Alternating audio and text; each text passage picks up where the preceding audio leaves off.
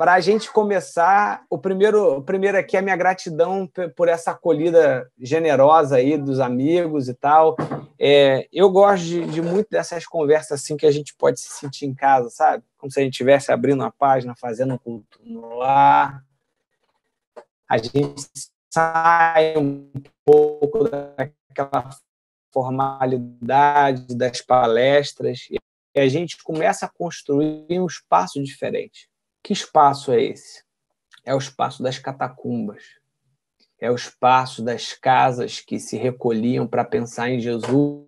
Então, nesse ambiente, ele é um ambiente que a gente sai do nosso rigor e a gente entra muito mais numa experiência afetiva de pessoas que comungam um ideal, de pessoas que alcançam de maneiras diferentes esse ideal, mas que todos buscam no seu esforço, na sua limitação, viver esse ideal dentro da sua vida. Então a gente vem aqui, hoje a gente está falando, mas em muitos dias somos nós que estamos sentados assistindo as palestras, pedindo a Deus a orientação para inspirar os palestrantes, porque a gente sabe que nesses momentos assim são as horas onde a gente quer reavivar a chama do Evangelho em nós. Então, que nesse encontro que a gente tem o objetivo de reavivar o Evangelho em nós, Jesus nos inspire não porque eu estou aqui como um escolhido, mas que ele nos inspire porque eu também quero ouvir as palavras que ele vai falar através da minha boca. E então, quando a Leila estava aqui cantando, junto com o seu companheiro, quando estamos falando daquilo que a gente consegue refletir do Evangelho em nós. Então, que a gente consiga ser um vaso minimamente o menos possível sujo, porque alguma sujeira a gente carrega e carregamos mesmo, mas que a gente consiga dividir a água mais limpa possível aqui, né? E o objetivo da nossa conversa de hoje, partindo do princípio que o afeto é o principal fator que nos une, é também a gente conversar sobre o tema que foi proposto para a noite de hoje, que é em busca da verdade, né? Nós vivemos um momento na nossa história civilizatória que uma criança de 5 anos ela tem mais informações do que um rei na Idade Média. Basta que ela estique a sua mão através de um celular. Ela consegue acessar um repositório de fotos da família. Ela consegue acessar os vídeos dos mais diversos. Ela vai ser bombardeada com uma série de propagandas. Ela pode acessar qualquer tipo de site. Enquanto nós também, num grau ainda maior, temos um nível de informação muito, muito, infinitamente maior. Basta saber que o celular que cada um de nós carregamos nas mãos, ele tem uma potência de desenvolvimento ele é de um desenvolvimento tecnológico maior do que o computador que levou o homem à Lua. Isso não é pouca coisa, meus amigos. E não é pouca coisa porque a consequência disso é que muitas informações chegam para a gente o tempo todo. Muitas informações. Se antes de iniciar essa palestra eu abrisse um site qualquer de informação, seja ele de qualquer veículo, eu teria ali, pelo menos, em menos de 1 minuto, acesso em termos de tópicos, no mínimo, sei lá, um chute, 30, olha a sorte. Olha a sorte, galera, que está acontecendo aqui. Jesus é muito grande, hein? Eu desconectei a minha internet do Wi-Fi. Estou falando com vocês pela minha internet do celular quando eu caí. A luz acabou em Niterói completamente agora. A gente vai conseguir fazer a palestra por causa desse meu esquecimento de não ter trocado o lance, né? Agora, aqui, eu vou botar a minha luz do celular para vocês poderem ver. O celular continua, o computador está carregado, graças a Deus. Então, parece que teve gente que trabalhou aí para essa palestra acontecer. Vocês vão me ver meio que na penumbra, vai parecer uma coisa meio assustadora, mas é o que tem para hoje, tá? Pelo que minha esposa falou, a luz acabou em Niterói como um todo aqui, pelo menos na região. Vocês continuam me ouvindo? Alguém me dá um alô aí só para dizer que está tudo funcionando. Ah, então, ó, que beleza. Então, lá vamos nós. Então, quando a gente acessa essas informações, gente, é muito importante a gente observar o que acontece com a gente. Quando você acessa uma informação, seja ela qual for, as 30 informações que eu falei, por exemplo, que eu posso acessar em menos de um minuto, em forma de tópicos, a nossa mente, ela avalia instantaneamente aquilo ali. A gente, voltou a luz. A gente começa a observar se aquilo ali se trata de uma informação, se ela talvez, num primeiro momento a gente diria se agrada ou não agrada a gente, verídica ou não é verídica, se ela tem coerência ou não tem coerência. E a gente vai construindo uma proposta de avaliação daquela informação que passa pela verdade, do nosso sentido de observar a verdade, da nossa leitura sobre a verdade. Se você acha aquela informação conveniente, você passa para frente. Se você acha aquela informação que não é conveniente, você não passa para frente. Outros, mesmo que não seja conveniente, se for verdade, passa para frente. E aí a gente vai conversar um pouquinho sobre essas coisas, porque, segundo Emmanuel, no livro Vinha de Luz, capítulo 175, ele tem uma mensagem intitulada A Verdade, onde Jesus vai dizer, e Emmanuel vai interpretar, essa passagem onde Jesus diz: eu sou o caminho e a verdade. Olha lá o que o Emmanuel vai dizer. Por enquanto, ninguém se atreva, em boa lógica, a exibir na Terra a verdade pura ante a visão das forças coletivas. A profunda diversidade das mentes, a nossa diferença, com a heterogeneidade dos caracteres e dos temperamentos, aspirações e propósitos, impede a exposição da realidade plena ao espírito das massas comuns. Cada escola religiosa, em razão disso, mantém no mundo cursos diferentes da revelação gradativa. A claridade imaculada não seria, no presente estágio da evolução humana, assimilável por todos nós de imediato. Há que esperar pela passagem das horas. Então, não adianta nós semearmos uma semente e querermos colher imediatamente uma jabuticaba daquela semente, porque ela vai precisar passar por todo o seu ciclo de se tornar árvore até que a gente possa colher os frutos. E segundo vai dizer Kardec e os espíritos no Evangelho segundo o Espiritismo, no capítulo direcionado o item há muitas moradas na casa do meu pai, na parte relacionada ao mundo de expiações e provas, lá ele vai dizer que a característica dos espíritos que habitam o mundo de expiações e provas é de uma rebeldia com a lei divina. Então, você que está me ouvindo agora,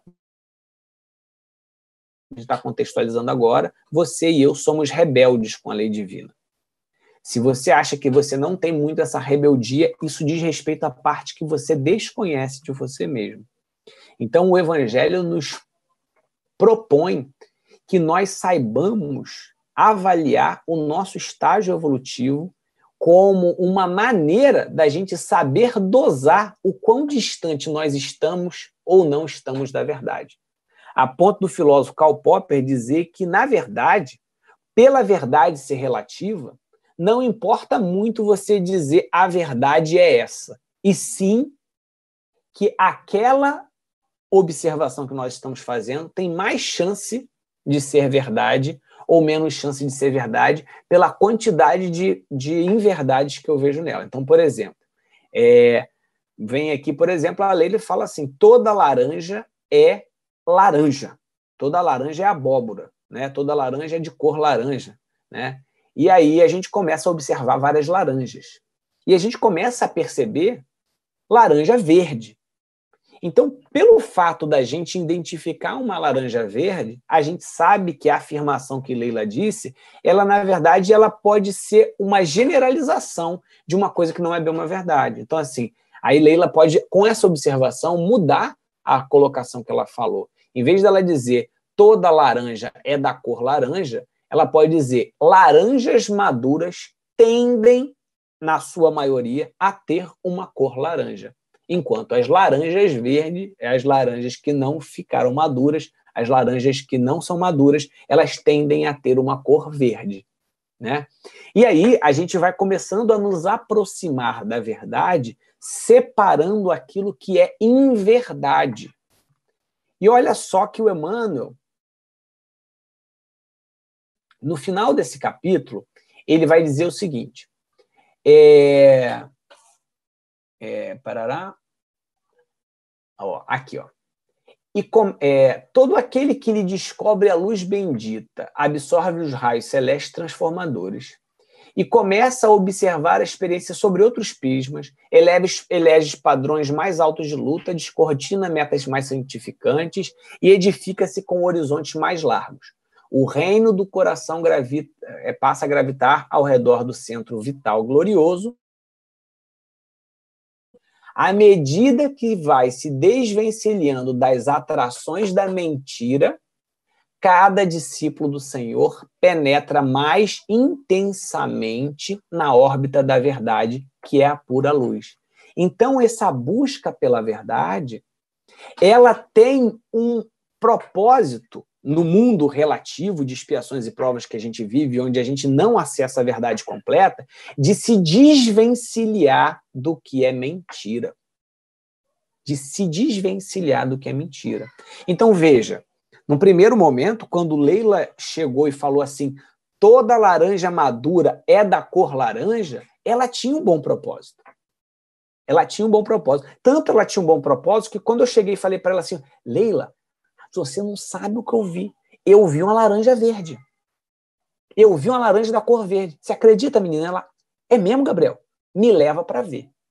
E aí, quando eu mostro a laranja verde para ela, ela fala, rapaz, não é que toda laranja não é laranja? Tem laranja verde também. Então, aquilo que eu tinha falado antes não é uma verdade. Eu preciso avançar. Eu preciso progredir nesse meu entendimento. Quando ela faz isso, ela tem um fator fundamental do progresso nela, que é a humildade. A capacidade de reconhecer e reavaliar a partir daquilo que é observado. Esse mesmo movimento, quem teve? Kardec. Então, Kardec dizia no início, por exemplo, que não havia possessão. No livro dos médiuns, a gente vai observar Kardec dizendo que não havia possessão. E mais tarde, na Revista Espírita, por conta de um evento que acontece numa cidade distante, que agora eu não vou lembrar o nome, Kardec vai reavaliar esse conceito de possessão e falar, realmente existem possessões.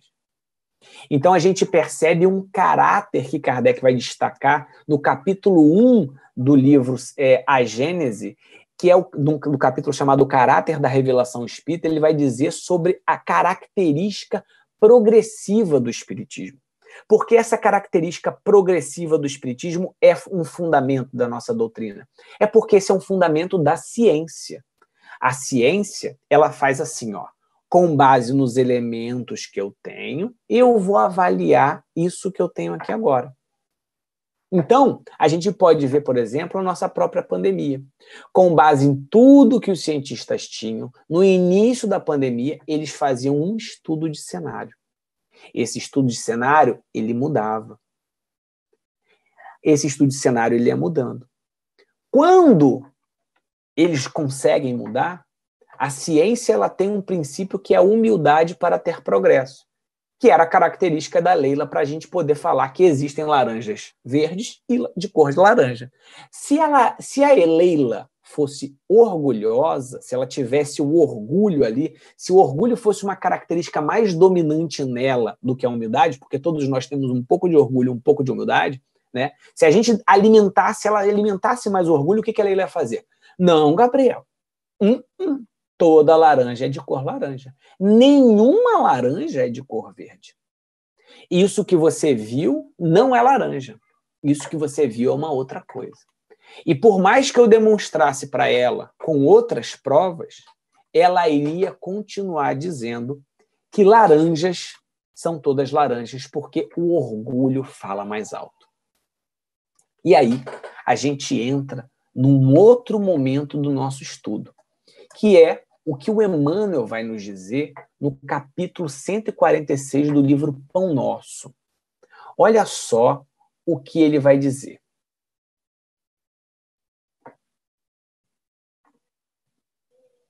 Como interpretar a verdade se ela parece tão esquiva aos métodos de apreciação comum?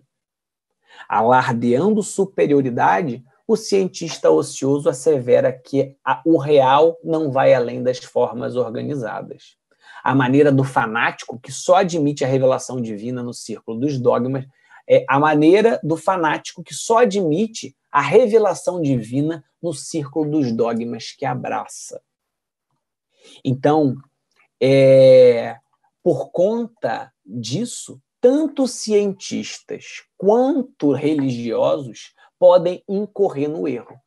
Aí, naquela outra passagem, o Emmanuel vai dizer assim, ó, nos círculos do tempo, a semente com o esforço do homem provê o celeiro, e o carvão, com o auxílio da natureza, se converte em diamante. Por isso vemos verdades, ó, acabando de novo. Então, vamos nós. Enquanto eu não sei aqui, eu deixo a lanterna do celular ligada, se piscar, a gente segue. Estamos protegidos. Então, percebam que existe uma característica que nos impede de acessar a verdade, como diz Emmanuel, né? Ele vai dizer, naquela outra passagem, que é a do livro Vinha de Luz, capítulo 175, que é o seguinte: por isso vemos verdades estagnadas nas igrejas dogmáticas, casas espíritas também, verdades provisórias nas ciências, verdades progressivas nas filosofias, verdades convenientes nas lides políticas e verdades discutíveis em todos os ângulos da vida civilizada. E a gente percebe isso, gente, ao longo da história, em tudo. O Homo sapiens que descobriu o fogo foi o mesmo Homo sapiens que usou o fogo para extinguir as grandes faunas de mamíferos. Vocês sabiam que grandes mamíferos conviveram com a gente em tempos primordiais da nossa história? Eram os tigres dentes de sabre gigantes, os mamutes, as preguiças gigantes, que temos fósseis disso no Brasil. E até onde se sabe, o Homo sapiens tem uma relação muito grande com a extinção dessas grandes faunas. Por onde o Homo sapiens passava, desde a migração da África até a corrida até a América, né, e depois Oceania, nós temos ali a extinção das grandes faunas. A última a se extinguir é a fauna de Madagascar. Alguns lugares mais remotos e isolados ficam preservados, por exemplo, como é o caso de Galápagos, onde a gente tem a tartaruga gigante, que Darwin utilizou nos seus estudos. E outro lugar que a gente tem a noção que as grandes faunas de mamíferos não foram extintas porque o homem lá não chegou é o mar, né? Onde nós temos as baleias, os tubarões gigantes e por aí vai, né? Polvos gigantes. Então, essas grandes faunas foram preservadas porque lá o homem não esteve. Então, o mesmo fogo que foi utilizado para o benefício, onde nós criamos um alimento com outras propriedades que nos permitiu evoluir como espécie, esse fogo foi utilizado para poder extinguir outras espécies utilizadas de maneira equivocada, né? Então, essa ciência, essa busca pela verdade, ela também pode ser utilizada para o bem e para o mal, né? O que não dizer também do conhecimento da repartição, da divisão do átomo, né? Da descoberta da desintegração do átomo, que nos permitiu gerar energias nucleares que alimentam países inteiros, como o caso do Japão, onde a maior parte da sua matriz energética é nuclear, né? Nós aqui no Brasil temos o caso de Angra 1 e Angra 2, que fornece grande parte da energia da gente aqui no Rio de Janeiro. Também tem o caso, do outro lado, né, dessa mesma ciência que foi utilizada para a construção das bombas atômicas que dizimaram Hiroshima e Nagasaki, né, com mortes de aproximadamente mais de 180 mil pessoas. E aí a gente vai falar, nossa, então a ciência, ela é má. Aí a gente pensa, calma, vamos analisar outras coisas. A religião, ela também tem a sua forma de acessar a verdade. A forma da religião acessar a sua verdade é através das revelações, das experiências espirituais. Nós temos as experiências espirituais, por exemplo, de Siddhartha Gautama, né? O Buda, um dos Budas, que vai acessar um estado de consciente onde ele começa a aprender a lidar com seus próprios desejos, ao imperativo da sua vontade no seu equilíbrio, e ele consegue alcançar um estado de plenitude tal, que ele chama de nirvana, daquele que alçou voos da espiritualidade e conseguiu trazer fundamentos especiais para dividir conosco e nos ajudar no nosso processo evolutivo. Que não dirá também Moisés, né, na sua mediunidade tão rebuscada, na sua mediunidade tão peculiar, o acesso daquelas leis, toda aquela forma de entendimento, de libertar o povo do Egito, da escravidão no Egito, e também de trazer essas revelações, não só dos fundamentos primordiais que nós vemos nas leis, nos 10, para poder administrar aquele povo tão rebelde. Nós temos isso também na continuidade da revelação com Jesus, onde Jesus vem falar, olha, eu não vim falar nada novo, eu só vim viver o amor que já estava lá no Antigo Testamento. Amarás o Senhor teu Deus de toda a tua alma, do teu coração e de todo entendimento, e ao próximo como a ti mesmo, está lá em Deuteronômio, né? Tá? São passagens do Antigo Testamento, né? E Jesus só fala, olha, eu só vim viver isso e mostrar que a vida disso resplandece vida para muito além da vida material que a gente vê, né? Vem revelar também a questão da continuidade da vida. E o Espiritismo, por sua vez, ele vem fazer a união entre essa abordagem metodológica da ciência, né, e a abordagem metodológica da revelação. Kardec vai dizer no livro A Gênese, na parte do caráter da revelação espírita, ele vai falar assim, ó, para vocês terem uma ideia como é que funciona esse lance de religião e ciência, era o seguinte, os espíritos não vinham dizer para a gente assim, olha, tem espíritos que acreditam que continuam a viver mesmo depois da morte. Não, os espíritos faziam que espíritos que acreditavam a continuar vivo mesmo depois de morrer se manifestassem.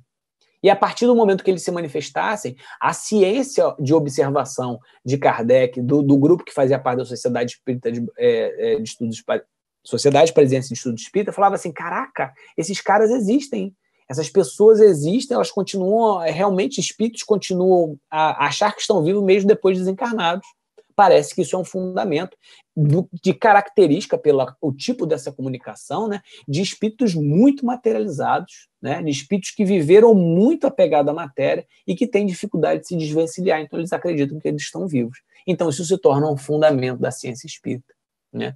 Então você vê aí que tem a revelação, a coordenação dos espíritos ali, né, pelo Espírito de Verdade, São Luís, que trazem esse espírito para poder se manifestar, e ali a metodologia científica de Kardec. Mas aí a gente pode se dizer, nossa, então a religião ela está com a verdade, uma forma de abordar a verdade agora maravilhosa. Mas a gente pode lembrar também que foi a mesma religião que criou guerras, que criou as cruzadas, que criou a noite de São Bartolomeu, que criou a destruição dos terreiros de Umbanda, de Candomblé, a rejeição das religiões de matriz africana, que até hoje nós vemos isso ocorrer não só em um grupo religioso, a gente vê também nas casas espíritas o preconceito religioso, né?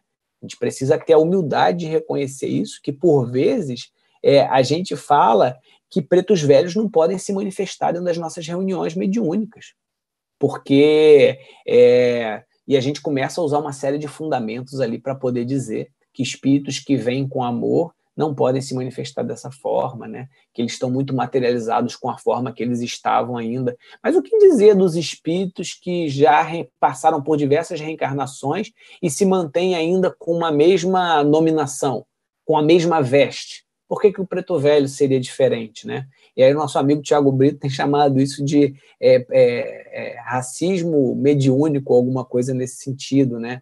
Então, é importante que nós tenhamos a nossa forma de leitura dessas verdades de uma maneira muito prudente, de uma maneira de observar a universalidade das informações dos espíritos, como elas se manifestam, porque senão nós mesmos, religiosos, seremos aqueles que estaremos com a toga da violência para exercer a violência. Então, já que a religião, Gabriel, não é o caminho, não é o caminho do progresso necessariamente, a ciência também não é, qual é a chave do progresso?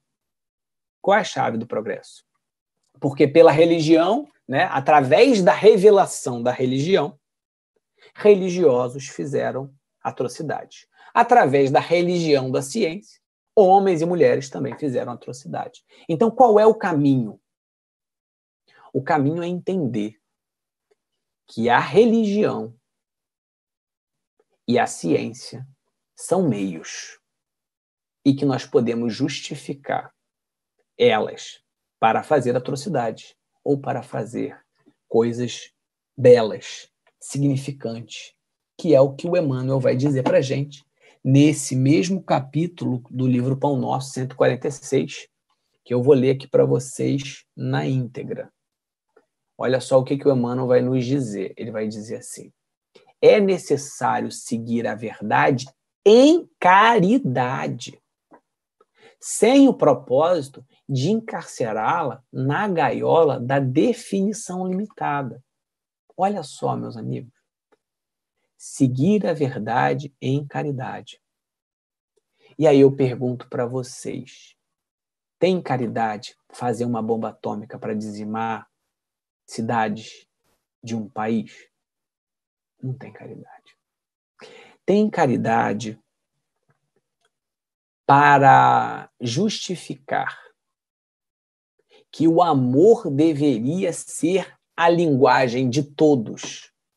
Eu tentar impor isso goela abaixo, matando aqueles que não concordam com isso? Não tem caridade.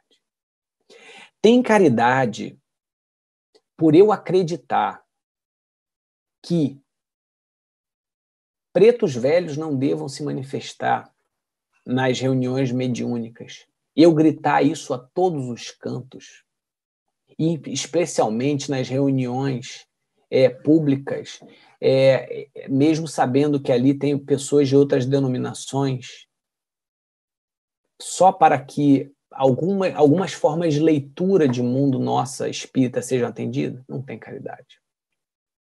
Não tem caridade. Porque se a gente colocar essas cartas na mesa, a gente vai ver que a gente faz isso para outros espíritos também.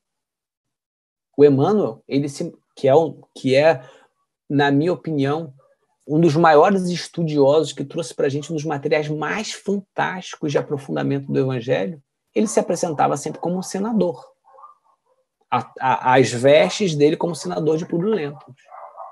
E eu pergunto a você, com uma tocha na mão, inclusive quando ele se materializou numa reunião de Pedro Leopoldo, e eu pergunto a vocês, ele é apegado à matéria?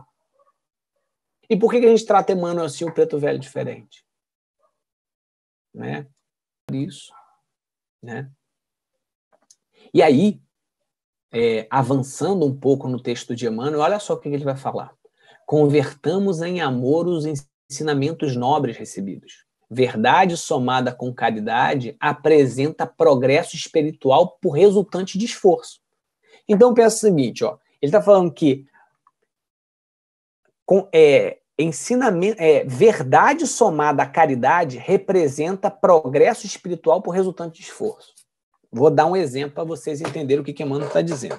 Ele está dizendo o seguinte: a resultante é progresso espiritual. Você pega caridade. Se você somar caridade, se você somar verdade com caridade, o resultado dessa equação é progresso espiritual. Da mesma forma que você faz uma seguinte experiência. Eu estou aqui hoje. Gabriel pesa 70 quilos. Se daqui a 5 meses eu venho fazer uma palestra e eu passei todos esses 5 meses comendo buchada todos os dias, tomando coisas calóricas, refrigerante com não sei o quê, vocês vão ver um Gabriel 30 quilos pesado. E eu vou sentir esse peso por quê? Porque eu mudei a minha massa corpórea. A gravidade ela continua a mesma, mas eu mudei a minha massa corporal. Então eu sinto um peso, a resultante da minha massa, mais a pressão que exerce a gravidade sobre mim, ela aumenta. Então, quando a gente pega a nossa verdade e somar com mais caridade, aí eu tenho progresso espiritual. Agora, se eu pegar essa minha verdade e não somar com caridade, a resultante é queda espiritual. Ah, Gabriel, mas a gente já aprendeu no Livro dos Espíritos que o espírito ele não retrograda, ele não evolui. Mas ele se chafurda dentro de um lodo que ele não consegue avançar, e por ele não conseguir avançar naquele lodo, depois ele tem mais dificuldade de sair. Então isso é atraso. Isso é atraso. Basta ver que quando a gente desenvolve um processo psicológico, no início, e a gente é tratado numa terapia, que a gente faz o processo espiritual, que a gente faz aquela revisão, nosso autoconhecimento, que a gente busca através da prece esse nosso melhoramento, no início é mais fácil da gente recuperar do que se a gente continuar naquela viciação daquele nosso processo espiritual, a gente vai ter muita dificuldade de sair depois desse lamaçal que a gente se enfiou, né? Então, é atraso porque a gente vai ter um trabalho muito maior. E aí, gente, a gente vai entender por que Emmanuel diz para a gente, no capítulo 120, vou conferir para vocês aqui, 120 do livro O Consolador, na questão 120 do livro Consolador, ele vai dizer que o seguinte: o grande erro das criaturas humanas foi entronizar apenas a inteligência, olvidando os valores legítimos dos corações no caminho da vida, do coração no caminho da vida. Então nós nos tornamos única e exclusivamente intelectivos e esquecemos dos valores do coração. Então a gente quer analisar tudo o tempo todo, nós queremos dizer que tudo o que é verdade e o que não é, e a gente acredita que através disso há o progresso. Então eu vou dizer o seguinte: bem, eu descobri um composto aqui que consegue fazer com que todas as pessoas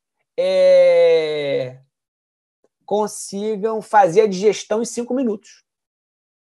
Então eu vou impor isso goela abaixo de todo mundo.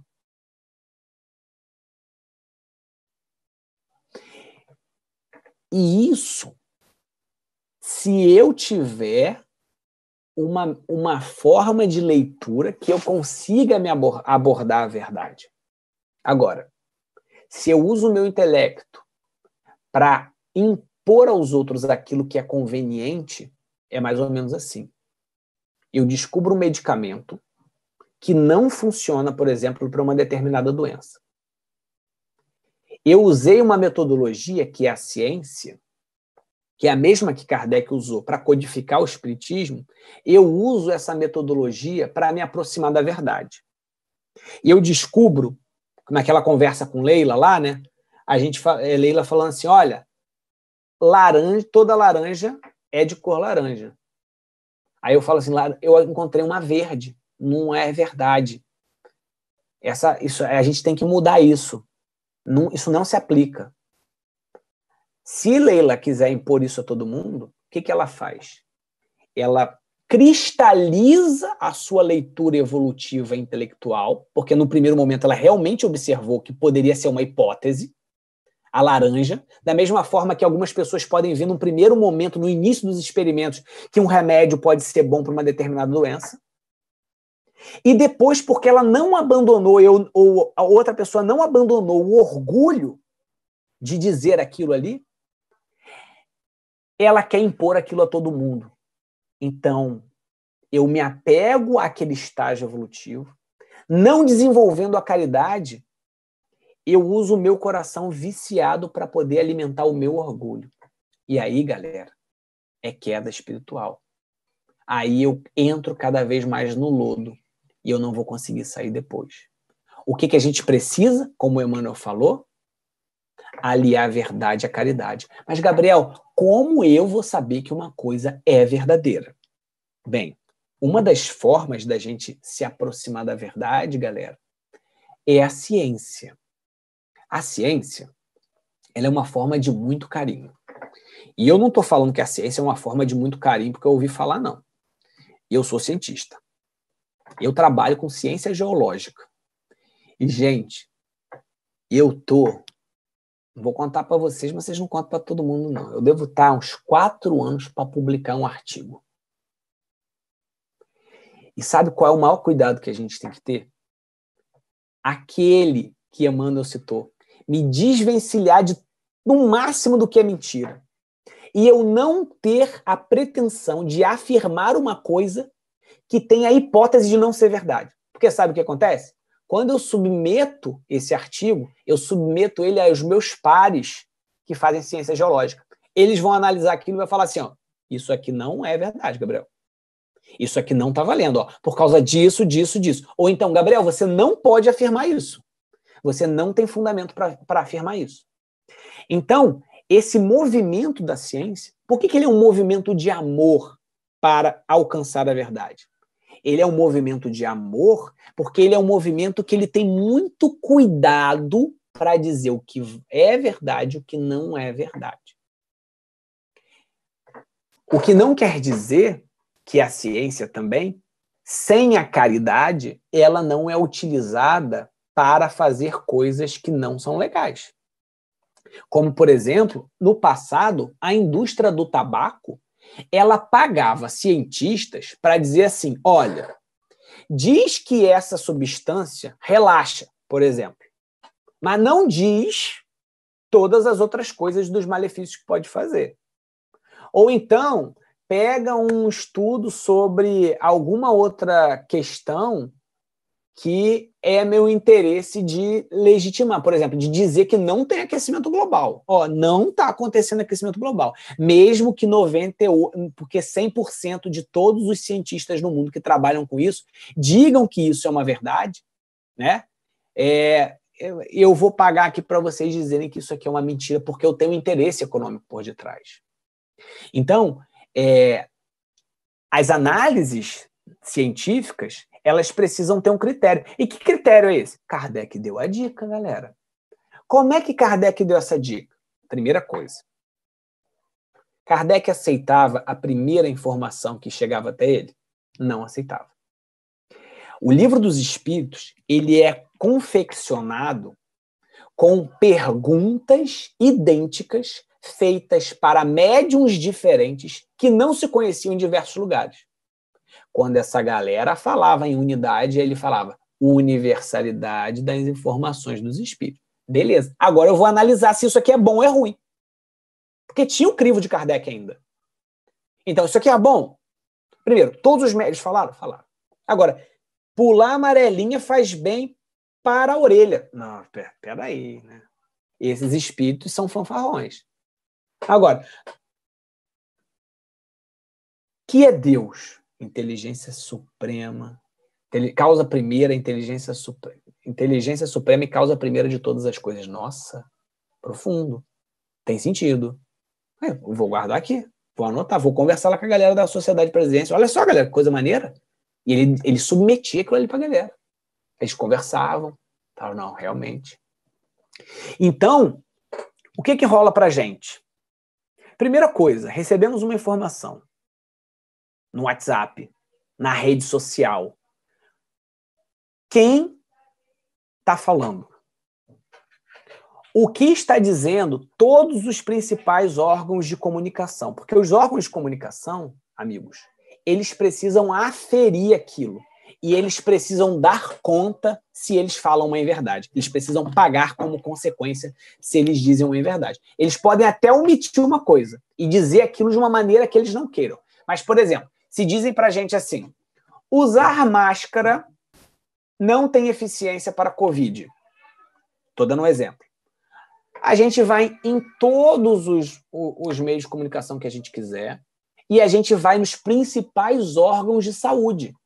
Então, a gente tem a Organização Mundial da Saúde, que une cientistas do mundo inteiro para falar, gente, olha, isso é o melhor que a gente está vendo. Essa é a melhor coisa que a gente está achando. Ó, pode ir por aqui. A gente estudou e testou muitas vezes para saber se está valendo. Então, máscarazinha. Máscarazinha. Ó, galera, tá liberado. Tá liberado, a gente tem critério para dizer que tá liberado. Onde que estão falando, né? Então, vou dar um exemplo agora, né? A minha esposa, ela tomou a primeira dose da Janssen, que é uma das vacinas que era antigamente dose única. E agora o pessoal está falando que da Janssen precisa de reforço. E aí ela não sabia o que fazer. Então a gente sentou, foi nos principais órgãos de informação de saúde, de meios de comunicação, e agora a gente sabe o que ela precisa fazer.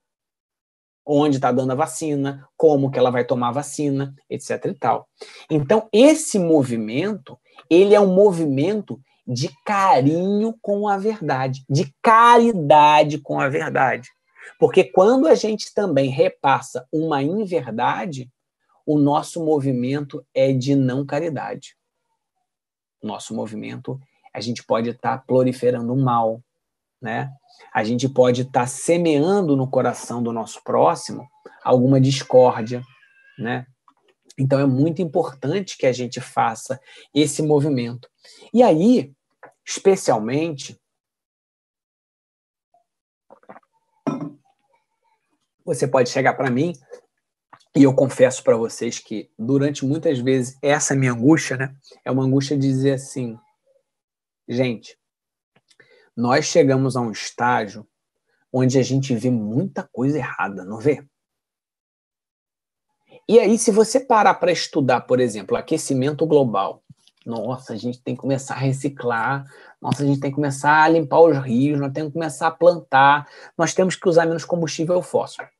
Uma verdadezinha, beleza, tá? Isso é consenso mundial. Nossa, a gente tem questão da saúde, a gente, pá, isso aqui, olha só o que a gente tem que fazer, a gente precisa cuidar das pessoas, conscientizar. Outra verdade.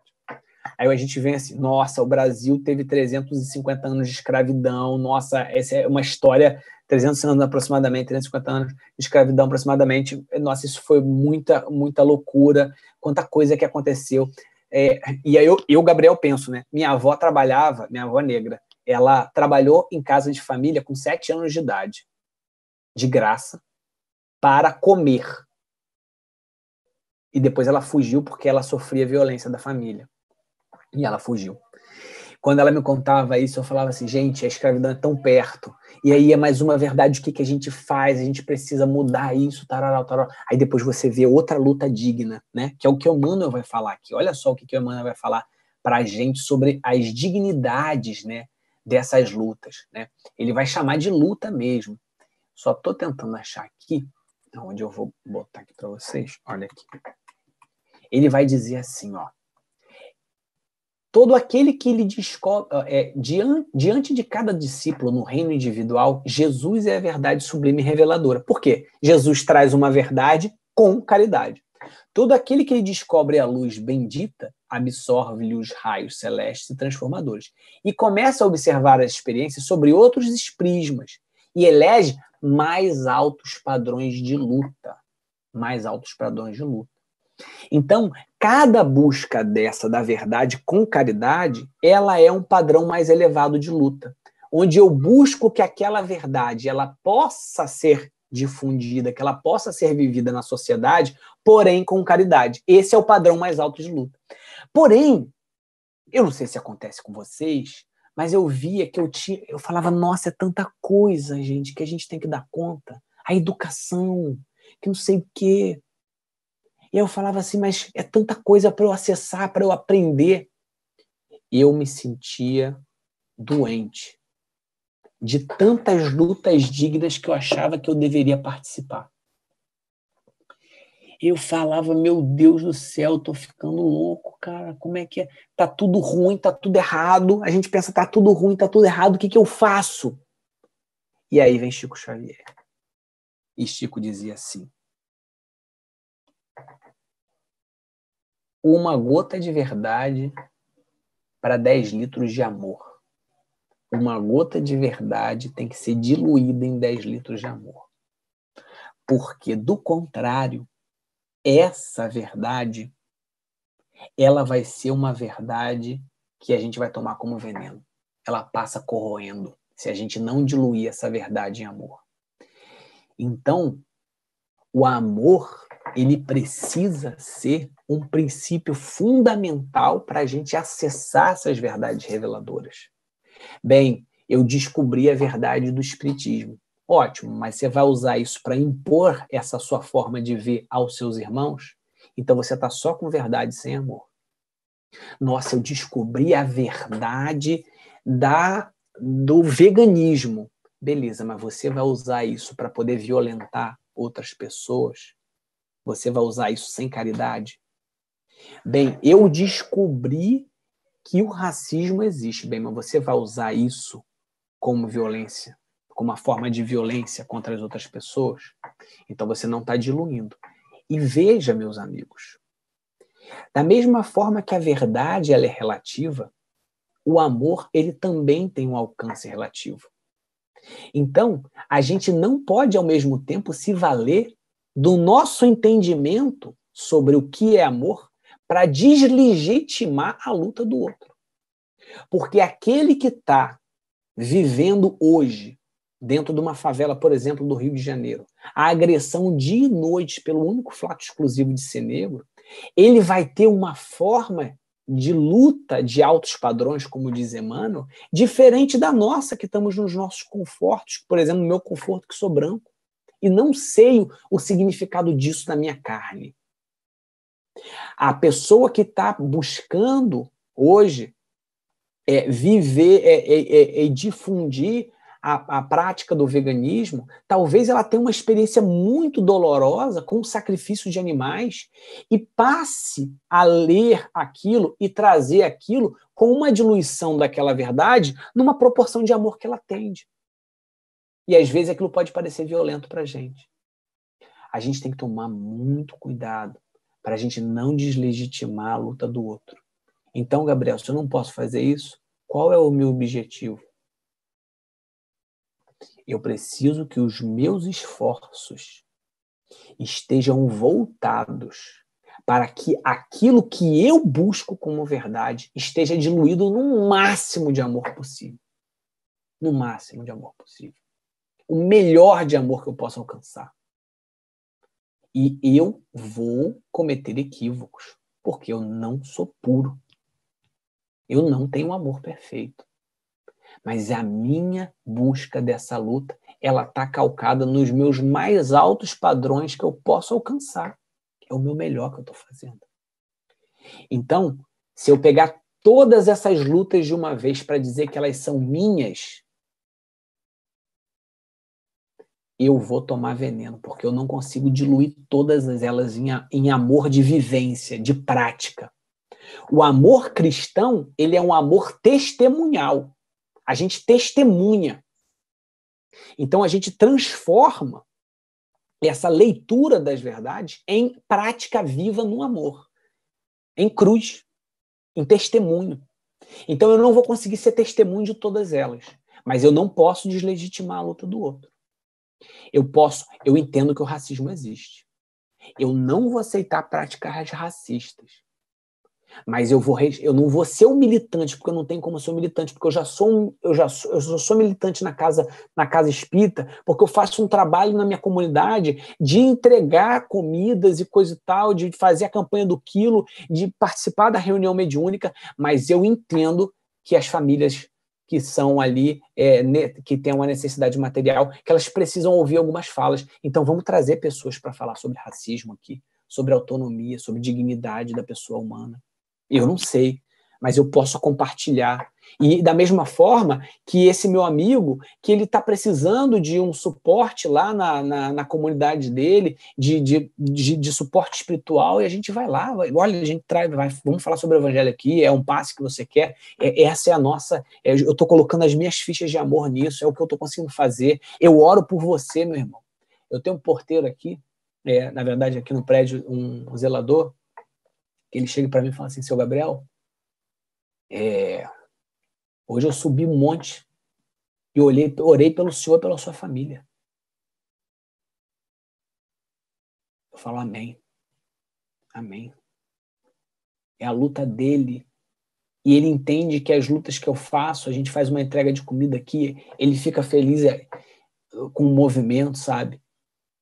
É a luta dele, ele digna a minha luta e eu digno a luta dele.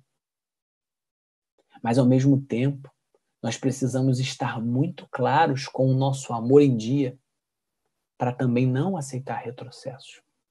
Não aceitar retrocessos.